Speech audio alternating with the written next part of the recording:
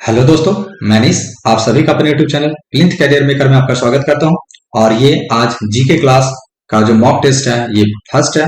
और ये आगे आने वाले कोई भी एग्जाम, चाहे बिहार एसएससी हो, बीपीएससीएस हो, बिहार दरोगा हो या बिहार पुलिस हो, ठीक है, या फिर एनटीपीसी या ग्रुप डी हो, किसी भी एग्जाम्स जहां पर जीके पूछे जाते हैं, है ना, उसके लिए मोस्ट इंपॉर्टेंट होने वाला। अगर इसका पीडीएफ चाहिए तो वो मेरे टेलीग्राम चैनल में आकर ऐड हो सकते हैं, ठीक है। तो चलते हैं बिना किसी समय बर्बाद किए हुए। पहला क्वेश्चन है, कांग्रेस का पहला विभाजन किस वर्ष हुआ था, ठीक है। पहला ऑप्शन है इलाहाबाद 1888, मुंबई अधिवेशन 1889, सूरत अधिवेशन 1907 या नागपुर अधिवेशन 1891। तो इसका सही आंसर है सूरत अधिवेशन 1907। यहां से एक और क्वेश्चन पूछा जाता है कि सूरत अधिवेशन 1907 के समय कांग्रेस के अध्यक्ष कौन थे। तो जो कांग्रेस के अध्यक्ष थे वो थे रास बिहारी घोष, ठीक है। और यहाँ पर जो सूरत अधिवेशन था उस समय जो वायसराय थे, इंडिया के जो वायसराय थे, उस वायसराय का नाम था लॉर्ड मिंटो। कौन थे? लॉर्ड मिंटो थे। और इनका टाइम पीरियड भी आप याद रखें, 1905 से लेकर 1910 ईस्वी तक इनका पीरियड था, ठीक है। फिर कांग्रेस का जब विभाजन, तो ये कांग्रेस का विभाजन क्यों हुआ, ठीक है। पहले तो ये भी एक क्वेश्चन है कि कांग्रेस का विभाजन क्यों हुआ। तो देखिए, कांग्रेस में दो दल के नेता थे, एक थे नरम दल और एक थे गरम दल के नेता, ठीक है। तो जो नरम दल के नेता थे वो बनाना चाहते थे अध्यक्ष रास बिहारी घोष को, ठीक है। और जो गरम दल के नेता थे, ठीक है, ये बनाना चाहते थे बाल गंगाधर तिलक को, बाल गंगाधर तिलक को बनाना चाहते थे। लेकिन जो ये रास बिहारी घोष हैं वो बन गए नेता, ये क्या बन गए? अध्यक्ष बन गए। और गरम दल के जो ने बाल गंगाधर तिलक हैं इनको अध्यक्ष नहीं बनाया गया, जिसके कारण गरम दल और नरम दल में आपस में मतभेद हो गया, ठीक है। और यही गरम दल और नरम दल एकजुट कब हुए, यानी एक और क्वेश्चन पूछा जाता है कि कांग्रेस एकजुट कब हुई। कांग्रेस का जो नरम दल है, नरम दल और प्लस गरम दल दोनों फिर से एकजुट कब हुए, तो वो हुए थे 1916 लखनऊ अधिवेशन में, ठीक है। तो यहाँ से तीन क्वेश्चन ये जो मोस्ट इंपॉर्टेंट है। पहला कि जो नरम दल और गरम दल विभाजन हुए 1907 में, उस समय अध्यक्ष थे रास बिहारी घोष। वायसराय पूछा जाए तो लॉर्ड मिंटो। क्यों हुआ? तो जो कि नरम दल के लोग रास बिहारी घोष को बनाना चाहते थे और गरम दल के लोग बाल गंगाधर तिलक को बनाना चाहते थे। तो बाल गंगाधर तिलक को न बनाकर रास बिहारी घोष को बना दिया गया, जिसके कारण नरम दल और गरम दल आपस में डिवाइड कर गए, अलग अलग हो गया। फिर हुआ कांग्रेस में जो नरम दल और गरम दल फिर से एकजुट कब हो गया, तो 1916 लखनऊ अधिवेशन में हो गया, ठीक है। आपका एक यहाँ से कमेंट करके बताना कि जो 1916 लखनऊ अधिवेशन हुआ उस समय कांग्रेस के अध्यक्ष कौन थे, ये आपको बताना है, ठीक है। ये आप कमेंट करके बता देना। नेक्स्ट क्वेश्चन है, भीमराव अंबेडकर ने डिप्रेस क्लास एसोसिएशन की स्थापना कब किए थे? 1929, 1930, 1931 या 1934 में, ठीक है। तो चलते हैं पहले इसका। तो ये डिप्रेस क्लास एसोसिएशन को हम लोग बोलते हैं डीसीए के नाम से जानते हैं, डिप्रेस क्लास एसोसिएशन। तो एक्चुअली में क्या है कि 1930 ईस्वी में ही डीसीए का स्थापना किया गया, यानी डिप्रेस क्लास एसोसिएशन का स्थापना किया गया। इसी को 1942 ईस्वी में एक नाम है जो दे दिया गया। क्या नाम दिया गया उसका?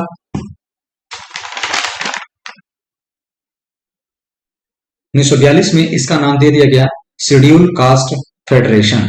क्या बोला गया? शेड्यूल कास्ट फेडरेशन, फेडरेशन नाम दे दिया गया, ठीक है। 1942 ईस्वी में डीसीए ही आगे चलकर बन गया शेड्यूल कास्ट फेडरेशन बना। और यही आगे चलकर 1957 ईस्वी में क्या बना?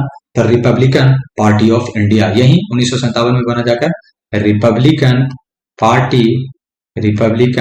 Party of India. तो ये दोनों क्वेश्चन आपसे पूछा जाता है कि रिपब्लिकन पार्टी ऑफ इंडिया के संस्थापक कौन है, तो वो भी भीमराव अंबेडकर साहब ही हैं। और शेड्यूल कास्ट फेडरेशन के संस्थापक कौन है, तो वो भी भीमराव अंबेडकर साहब ही हैं, ठीक है। यहाँ से भीमराव अंबेडकर के बारे में जो मोस्ट इंपॉर्टेंट जो बार बार क्वेश्चन पूछे जाते हैं उसको हम लोग डिस्कस कर लेते हैं। सबसे पहला जो इनका जन्म है वो जन्म कब हुआ, तो जन्म हुआ 14 अप्रैल 1891। कहाँ?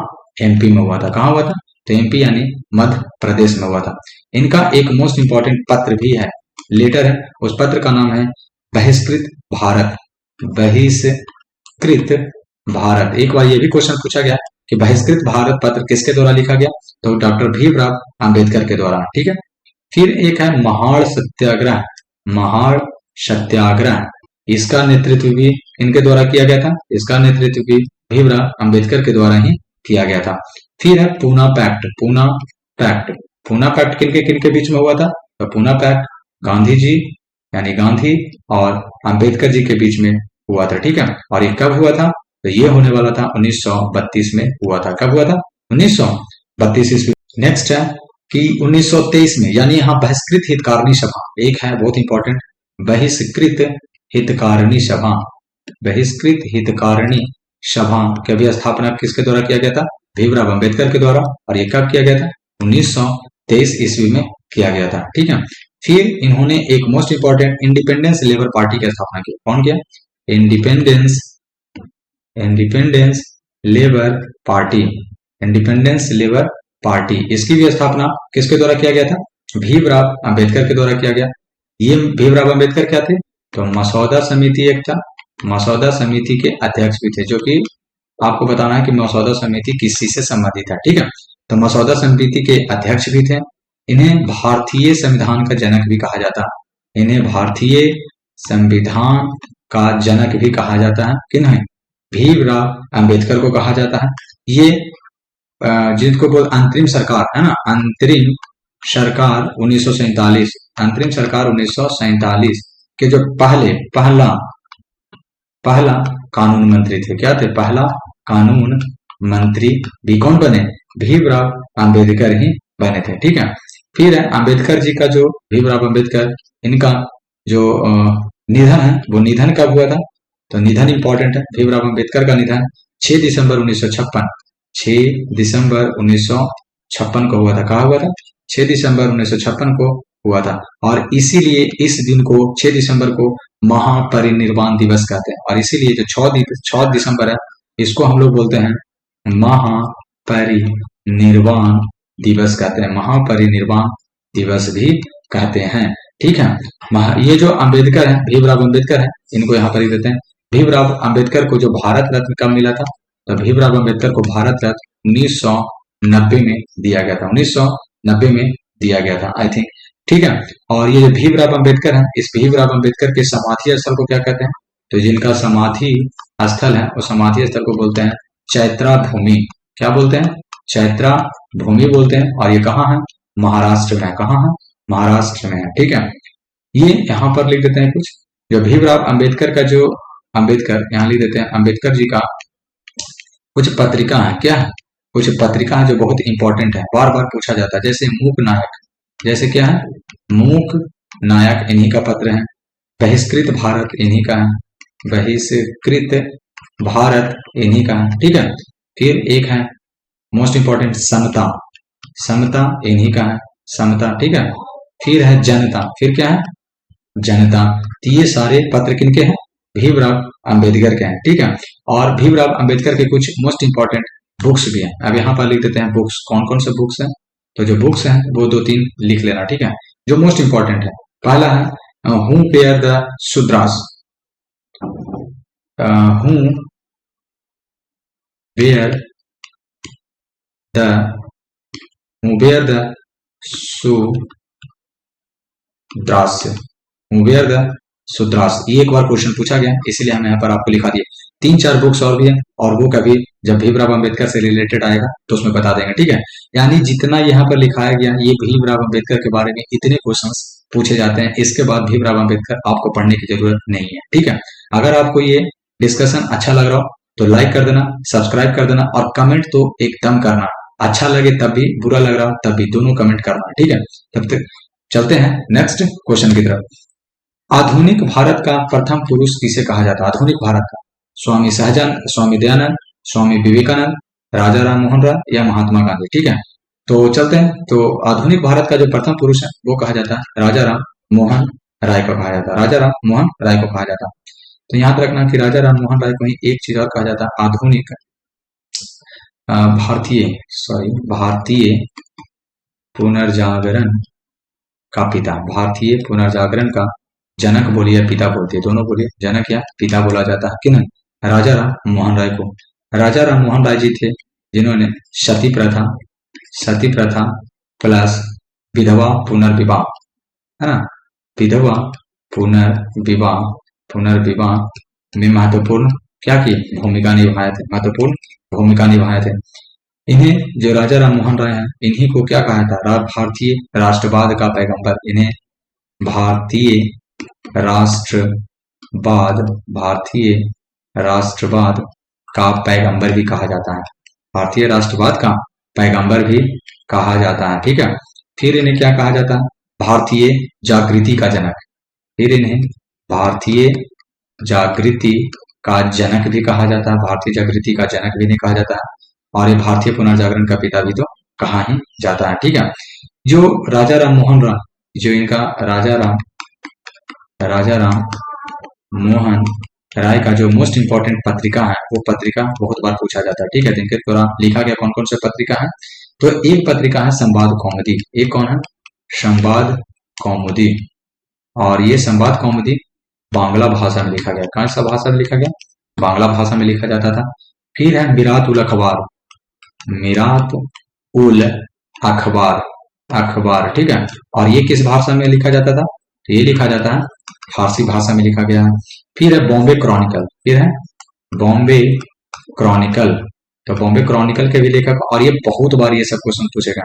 बॉम्बे क्रॉनिकल किस भाषा में, अंग्रेजी भाषा में लिखा गया है, ठीक है। ये जो राजा राम मोहन राय है, इनका जो कुछ इंपॉर्टेंट संस्था है, ठीक, कुछ जो संस्था के संस्थापक भी है, जैसे आत्मीय सभा, आत्मीय सभा की स्थापना भी इन्हीं के द्वारा किया गया था। इंग्लिश स्कूल की भी स्थापना इन्हीं के द्वारा किया गया था, इंग्लिश स्कूल, इंग्लिश स्कूल की स्थापना भी राजा राम मोहन राय के द्वारा किया गया था। फिर है हिंदू कॉलेज, आप इनका नाम भी सुने होंगे, हिंदू कॉलेज की स्थापना भी करने वाले कौन थे, राजा राम मोहन राय के द्वारा किया गया। फिर है वेदांत कॉलेज, हिंदू कॉलेज, वेदांत कॉलेज की स्थापना करने वाले भी कौन थे, राजा राम मोहन राय ही थे। फिर है एक इंपॉर्टेंट है precept of Jesus, precept of Jesus, इसके भी स्थापना करने वाले कौन थे, इसके भी स्थापना करने वाले थे राजा राम मोहन राय थे, ठीक है। इनको उपाधि क्या दिया गया, राजा राम मोहन राय के जो उपाधि है, तो उपाधि के बारे में देख लेते हैं, इनको कौन कौन से उपाधि दिया गया। तो एक उपाधि दिया गया राजा के, तो जो राजा को उपाधि दिया गया था, वो देने वाले पर्सन का नाम था अकबर द्वितीय। कौन थे, अकबर द्वितीय के द्वारा इनको राजा को उपाधि दिया गया था। और एक उपाधि युगदूत, युगदूत की उपाधि दिया गया था, और ये दिया गया था सुभाष चंद्र बोस के द्वारा। किनके द्वारा दिया गया था, सुभाष चंद्र बोस के द्वारा दिया गया था, ठीक है, सुभाष चंद्र बोस के द्वारा दिया गया था, आई थिंक। और इनका एक क्वेश्चन जो इंपॉर्टेंट है, उसको भी देख लेते हैं यहाँ पर। इनका जो समाधि है वो कहाँ, तो जिनका समाधि है वो समाधि है ब्रिस्टल, कहाँ, ब्रिस्टल इंग्लैंड, ब्रिस्टल कहाँ, इंग्लैंड में, ठीक है, ब्रिस्टल इंग्लैंड में इनका समाधि है। तो आई होप इतना राजा राम मोहन राय, इससे ज्यादा राजा राम मोहन राय के लिए क्वेश्चन नहीं पूछे जाते हैं, घूम फिर के इतना ही क्वेश्चन राजा राम मोहन राय से बनते हैं जो मैंने यहाँ पर डिस्कस। नेक्स्ट क्वेश्चन है अखिल भारतीय किसान सभा के पहले अधिवेशन में अध्यक्ष कौन थे। ऑप्शन है नरेंद्र देव, सहजानंद सरस्वती, संपूर्णानंद या एक से अधिक। नहीं, तो इसका राइट आंसर है स्वामी सहजानंद, ठीक है।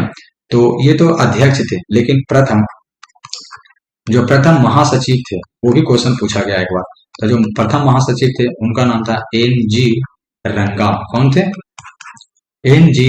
रंगा के द्वारा किया गया था। और ये जो पहला अधिवेशन हुआ था, जो पहला अधिवेशन हुआ वो कहाँ हुआ था, अधिवेशन कहाँ हुआ, तो वो होने वाला था ये 1936 में हुआ था। पहले याद रखना, 1936 कलकत्ता में, सॉरी 1936 लखनऊ में, लखनऊ में हुआ था, ठीक है।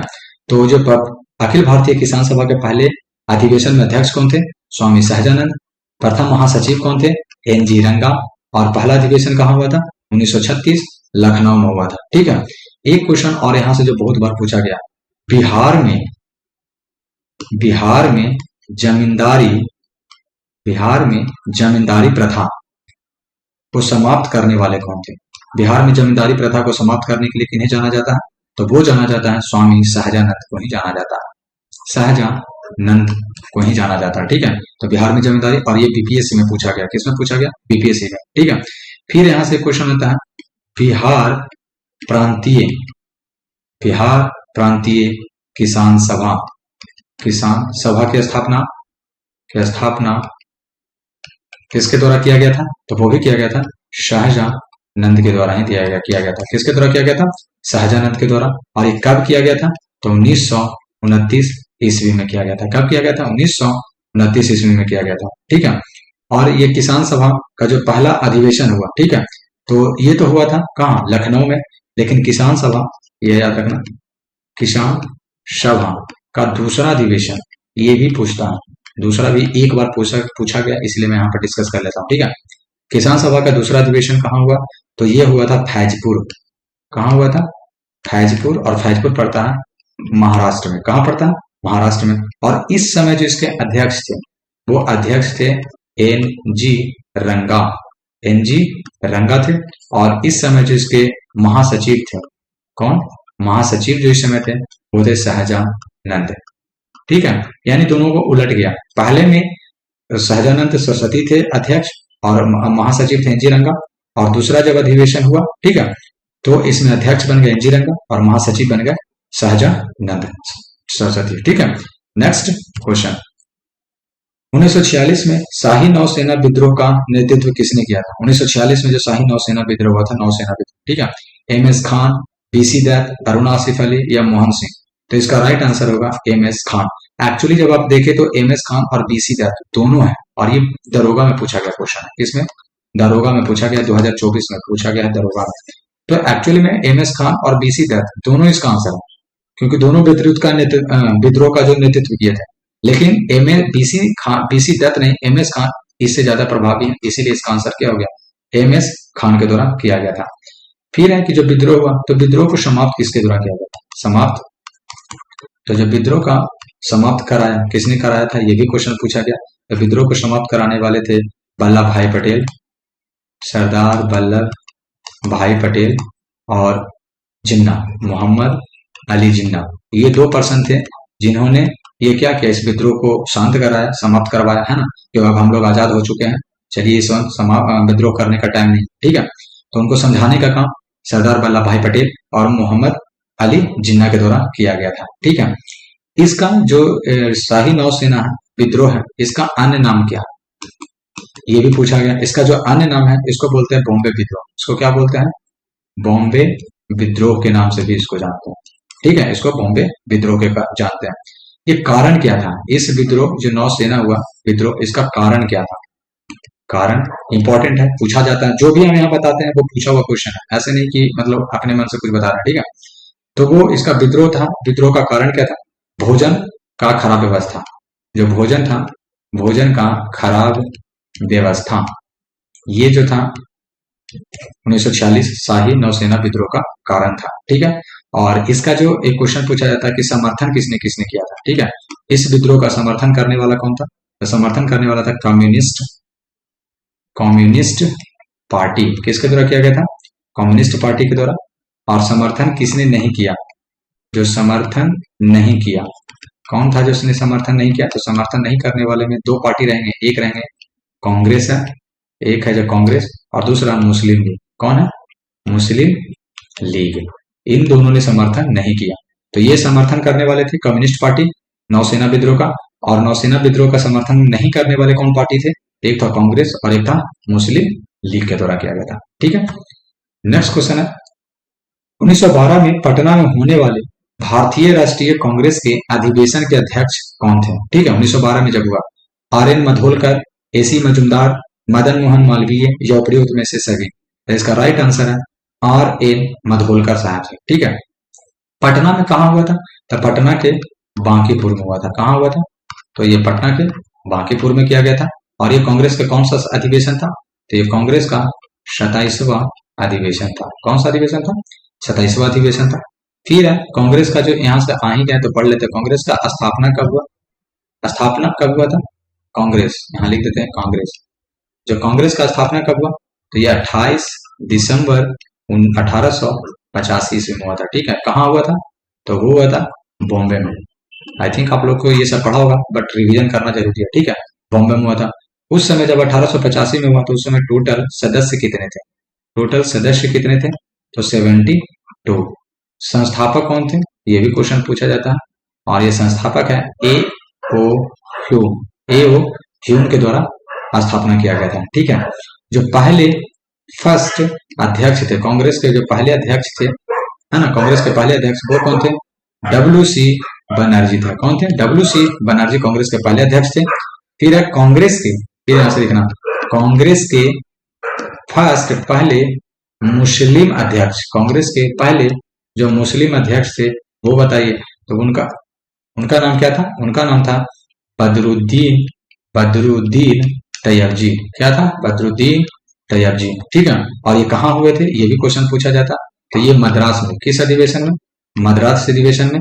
और तीसरा था मद्रास अधिवेशन का था, ये थर्ड, मद्रास में का थर्ड अधिवेशन में। ठीक है, और एक क्वेश्चन यहां से पूछा जाता है कांग्रेस के बारे में कि कांग्रेस के पहले फर्स्ट फारसी अध्यक्ष कौन थे? कांग्रेस के पहले फारसी अध्यक्ष, तो जो फारसी अध्यक्ष थे उनका नाम था दादा भाई नौरोजी। दादा भाई नौरोजी साहब थे। और ये किस अधिवेशन में थे? तो ये कोलकाता अधिवेशन में। किस अधिवेशन में? कोलकाता अधिवेशन। और ये कब हुआ था? 1886। और कितना नंबर का था? सेकंड था। कौन सा था? सेकंड नंबर में थे। ठीक है, फिर है कांग्रेस के पहले फर्स्ट ब्रिटिश अध्यक्ष कौन थे? कांग्रेस के पहले ब्रिटिश अध्यक्ष, तो कांग्रेस के पहले ब्रिटिश अध्यक्ष थे जॉर्ज यूले। कौन थे? George Yule. और ये कब बने थे? 1888 ईस्वी में इलाहाबाद में, इलाहाबाद वाले सेशन में। ठीक है, तो आई होप इसको आप एंजॉय किए होंगे। अभी तक कोई लाइक और सब्सक्राइब नहीं किया तो कर लेना भाई। इसको बनाने के लिए मतलब जितना टाइम हम देते हैं रिसर्च करने में, उतना में 5-7 वीडियो बहुत सारे यूट्यूबर ले आते हैं। ठीक है, लेकिन मेरा मानना है कि कम टाइम में ज्यादा से ज्यादा सीखना है तो वो मेरे टेलीग्राम चैनल से आप ऐड हो जाओ। ठीक है, तो अगर कोई सब्सक्राइब नहीं किया है तो सब्सक्राइब कर लेना। फिर है स्वामी विवेकानंद का जन्म कब हुआ? और ये क्वेश्चन किन्हीं को लग रहा हो कि बहुत इजी है, लेकिन यही क्वेश्चन बिहार विधान परिषद का मेंस में पूछा गया था, जहां लिखने के लिए आया था। ठीक है, 12 जनवरी 1862, 12 जनवरी 1863, 12 जनवरी 1864 या 12 जनवरी 1865 ईस्वी। तो इसका राइट आंसर है 12 जनवरी 1863 ईस्वी को स्वामी विवेकानंद का जन्म हुआ था। जन्म कहाँ हुआ था ये भी पूछा जाता, तो कोलकाता में। कहाँ हुआ था? कोलकाता में हुआ था। ठीक है, और इनका असली नाम क्या था? जिनका असली नाम था, इनका असली नाम नरेंद्रनाथ दत्त। नरेंद्रनाथ दत्त। ठीक है, और इनके जो इन्हीं के जन्म पर इनका एक्चुअली जन्म जो हुआ यहाँ पर देख रहे हैं, इनका जन्म कब हुआ? 12 जनवरी को। तो यही 12 जनवरी को क्या मनाते हैं? 12 जनवरी को क्या मनाते हैं? युवा दिवस मनाते हैं। क्या मनाते हैं? युवा दिवस मनाते हैं। ये भी क्वेश्चन पूछा जाता है कि जो युवा दिवस है किसके जन्मदिन पर मनाया जाता है? तो वो स्वामी विवेकानंद के जन्म दिवस पर मनाया जाता है। ठीक है, इनके गुरु का नाम क्या था? इनके गुरु का नाम था रामकृष्ण परमहंस। रामकृष्ण परमहंस। ठीक है, फिर है कि जो ये इनका एक मोस्ट इंपॉर्टेंट क्वेश्चन और पूछा जाता है कि ये शिकागो सम्मेलन में भाग लिए थे। क्या लिए थे? शिकागो सम्मेलन में कब भाग लिए थे? तो शिकागो सम्मेलन में 1893 ईस्वी में क्या लिए थे? भाग लिए थे। और ये क्वेश्चन पूछा जाता है। ठीक है, और 1897 ईस्वी में इन्होंने क्या किया? रामकृष्ण मिशन की स्थापना की। रामकृष्ण मिशन की स्थापना की। तो ये भी क्वेश्चन पूछा जाता, रामकृष्ण मिशन की स्थापना करने वाले कौन थे? तो रामकृष्ण मिशन की स्थापना करने वाले स्वामी विवेकानंद थे। कब किए थे? 1897 ईस्वी में किया था। ठीक है, और फिर 1902 ईस्वी में इन्हें क्या ले लिया? मतलब 1902 ईस्वी में इन्होंने महासमाधि ले ली। क्या ले ली? महासमाधि ले ली थी। ठीक है, तो ये इंपॉर्टेंट है। विवेकानंद जन्म 12 जनवरी 1863 और इनका जो महासमाधि का टाइम है 1902 ईस्वी में हुआ था। एक्चुअल डेट है 4 जुलाई। कब है? 4 जुलाई 1902। 4 जुलाई 1902। ठीक है, ये इसका इनका महासमाधि का टाइम है। नेक्स्ट क्वेश्चन है महात्मा गांधी ने दांडी मार्च की शुरुआत कब की? हाँ, महात्मा गांधी ने दांडी मार्च की शुरुआत कब की? 30 दिसंबर 1928, 13 अप्रैल 1929, 12 मार्च 1930 या 14 जनवरी 1939 ईस्वी को। तो 12 मार्च 1930 ईस्वी को दांडी मार्च की स्थापना, मतलब दांडी मार्च की शुरुआत की गई थी। ठीक है, कहां से कहां तक हुआ?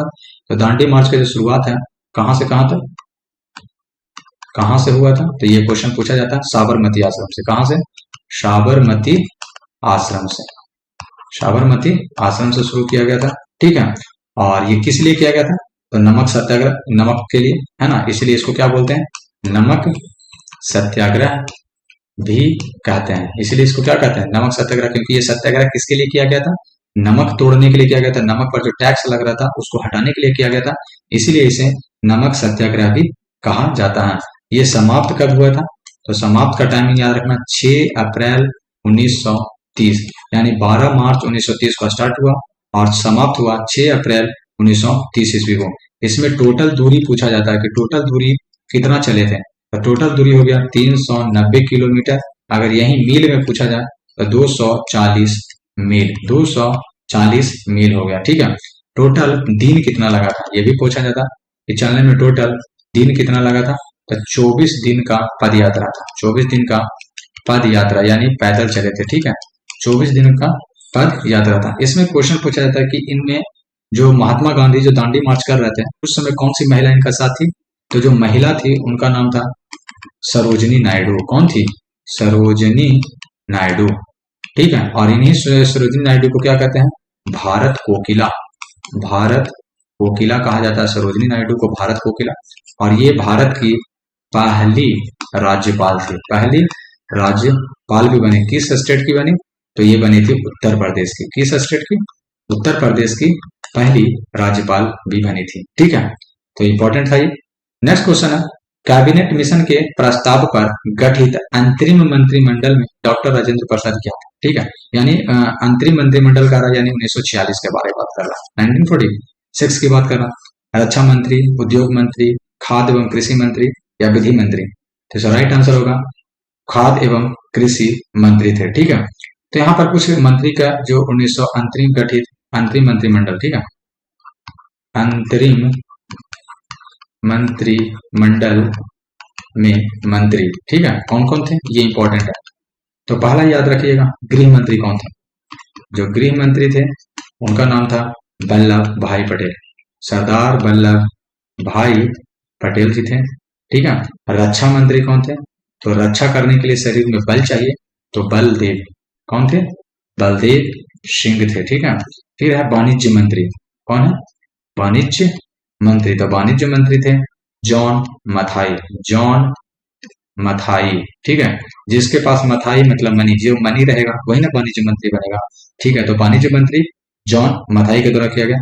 फिर थे शिक्षा मंत्री, और यहाँ से क्वेश्चन पूछे जाते हैं, हर एग्जाम में क्वेश्चन बन जाता है। शिक्षा मंत्री कौन थे, सी राजगोपालाचारी, सी राजगोपालाचारी साहब थे शिक्षा मंत्री। फिर थे विद्युत मंत्री, एक है विद्युत यानी इलेक्ट्रिसिटी मंत्री, डिपार्टमेंट का मंत्री कौन थे, विद्युत मंत्री सी एच भाभा, और यही थे फाउंडर है, इन्हीं का लिखना फाउंडर ऑफ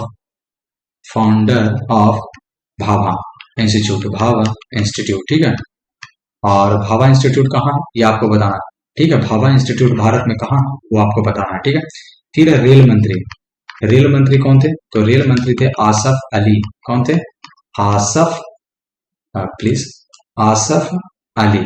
ठीक है, नेक्स्ट है श्रम मंत्री, श्रम मंत्री, तो श्रम मंत्री थे जगजीवन राम, जगजीवन राम श्रम मंत्री बने। स्वास्थ्य मंत्री कौन थे, स्वास्थ्य मंत्री थे गफ्फार अली खान, गफ्फार अली खान, गफ्फार अली खान।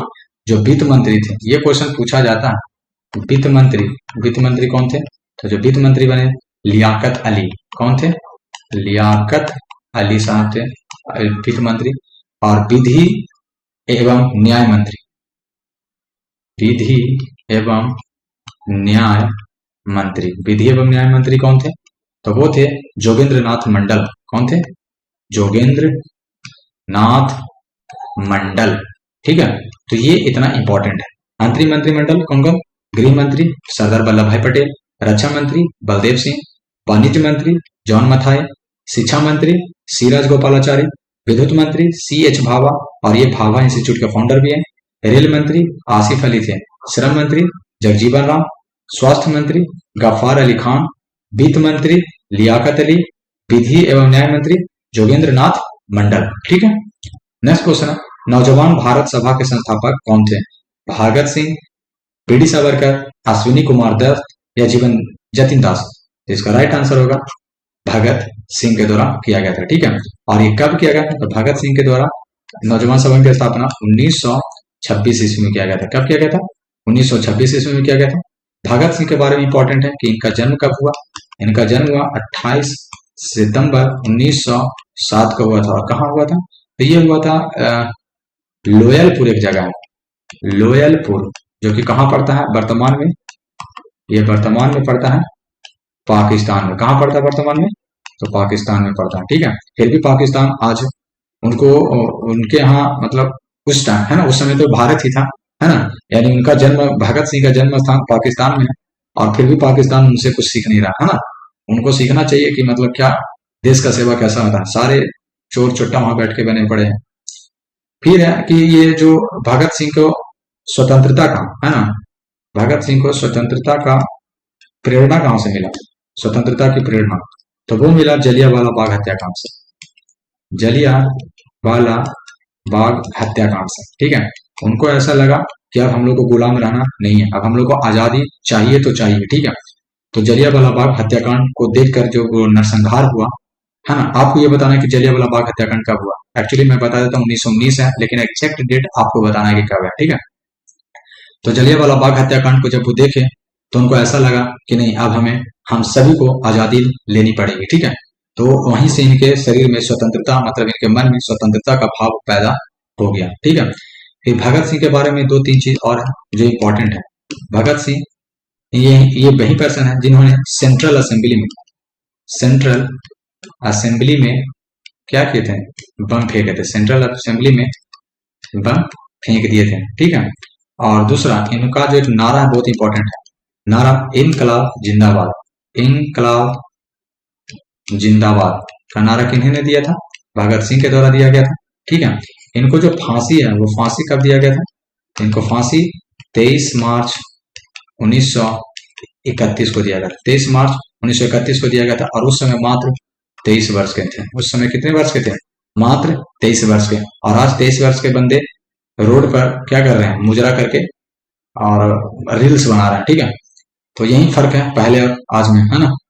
फिर करते हैं आगे कि ये जो इनका एक मोस्ट इंपॉर्टेंट संगठन भी है HSRA। HSRA का मतलब हो गया हिंदुस्तान सोशलिस्ट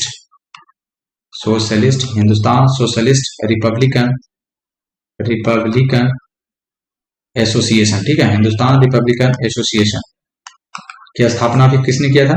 तो HSRA की स्थापना करने वाले भी भगत सिंह ही थे। कौन थे? भगत सिंह। और HSRA की स्थापना कब हुआ था? तो ये 1928 में किया गया था। कब किया गया था? 1928 ईस्वी में। तो भगत सिंह से रिलेटेड ये मोस्ट इंपॉर्टेंट कुछ है जिसे HSRA बार बार पूछा जाता है, इनका नारा बार बार पूछा जाता है। ठीक है, और इनको फांसी कब दिया गया ये इंपॉर्टेंट है। ठीक है, आपको एक चीज और कमेंट करके बताना है कि 23 मार्च 1931 इसी दिन भगत सिंह के साथ दो और पर्सन थे जिनको फांसी दिया गया था। उन दोनों का आप नाम कमेंट करके बताना। ठीक है, नेक्स्ट है, अब ये 10 क्वेश्चंस का सीरीज था। एक्चुअली आपको लग रहा होगा कि इसमें तो मात्र 10 क्वेश्चंस ही हैं। ठीक है, लेकिन अगर ओवरऑल इसको आप देखो तो आपके पास 150 से 200 क्वेश्चन, है ना। 150 से 200 क्वेश्चंस का ये सीरीज था जिसको मैंने मात्र 10 क्वेश्चंस में क्या किया? समराइज किया हूँ। ठीक है, तो अगर आपको ये अच्छा लग रहा तो अपने दोस्त को भी शेयर वगैरह कर लेना। ठीक है, तब तक के लिए जय हिंद, जय भारत।